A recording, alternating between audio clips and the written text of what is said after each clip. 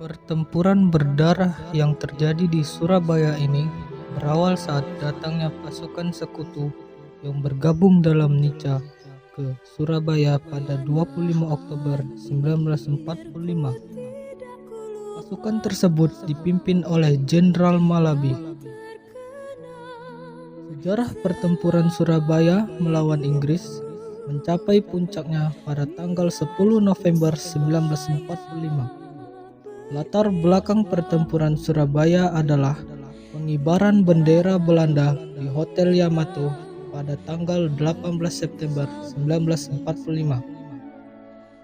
Pertempuran Surabaya adalah perang pertama bangsa Indonesia setelah proklamasi kemerdekaan pada 17 Agustus 1945. Sejarah pertempuran Surabaya kemudian diperingati sebagai Hari Pahlawan. 1. Latar belakang dan kronologi sejarah.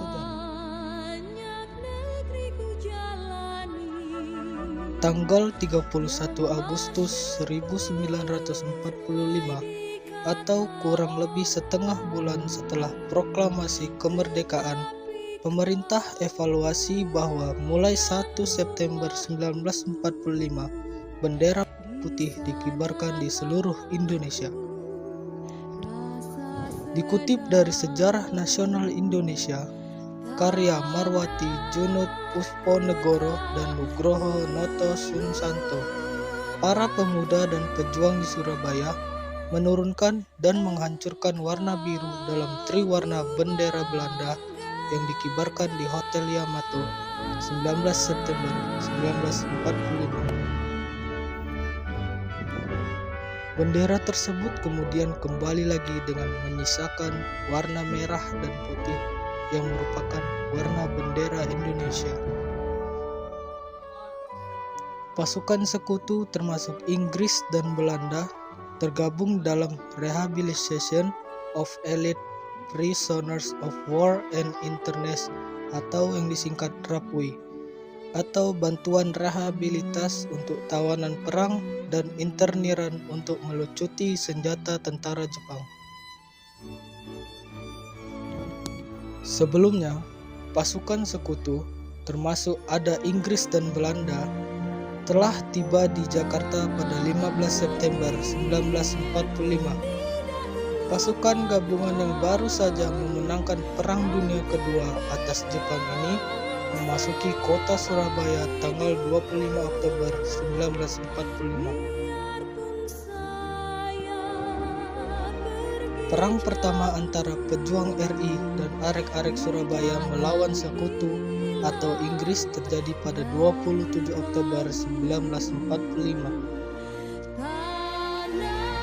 G. Muyanto dalam Indonesia abad ke-20 tahun 1998 menuliskan, tanggal 9 November 1945, Wali Kota Jenderal Robert Mansert mengeluarkan ultimatum kepada rakyat Surabaya.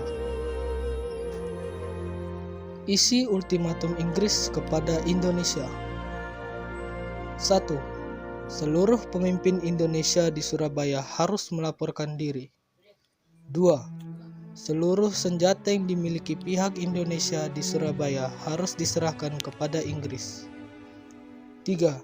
Para pemimpin Indonesia di Surabaya harus melontarkan pernyataan menyerah tanpa syarat.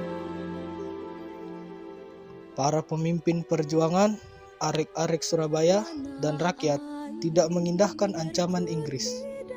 Maka, terjadilah pertempuran besar di Surabaya pada 10 November 1945. Pertempuran ini menelan korban nyawa hingga jiwa. Surabaya pun hancur lebur.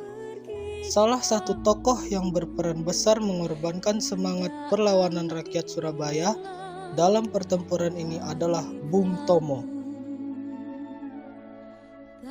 McGrath dalam A History of Modern Indonesia 1993 mencatat, dampak dari peristiwa bersejarah ini tercatat setidaknya 6.000 sampai 16.000 orang dari pihak Indonesia.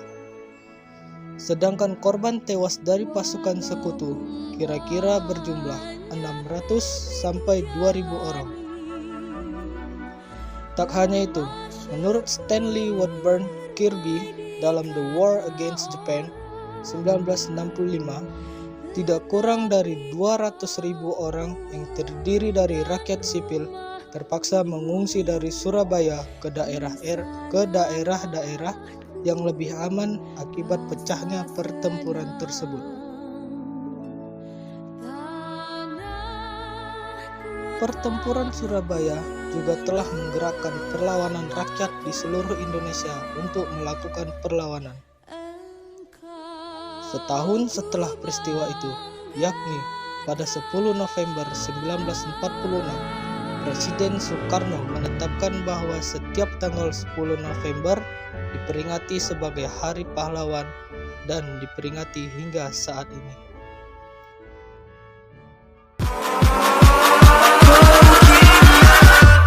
Catch 'em all.